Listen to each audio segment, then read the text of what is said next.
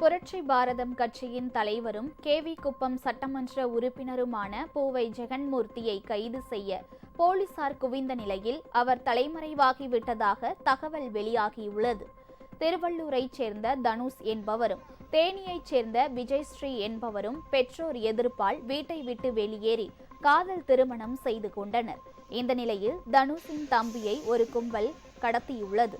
இந்த கடத்தல் விவகாரத்தில் புரட்சி பாரதம் கட்சி தலைவரும் சட்டமன்ற உறுப்பினருமான பூவை ஜெகன்மூர்த்திக்கும் தொடர்பு இருப்பதாக கூறப்படுகிறது. இதையடுத்து பூவை ஜெகன்மூர்த்தியிடம் விசாரணை நடத்த அவரது வீட்டிற்கு போலீசார் வந்தனர். ஆனால் சம்மன் கொடுக்காமல் விசாரணை நடத்த எதிர்ப்பு தெரிவித்து புரட்சி பாரதம் கட்சியினர் சாலை மறியலில் ஈடுபட்டனர். இதனால் திருமழிசை திருவள்ளூர் சாலையில் கடும் போக்குவரத்து நெரிசல் ஏற்பட்டது.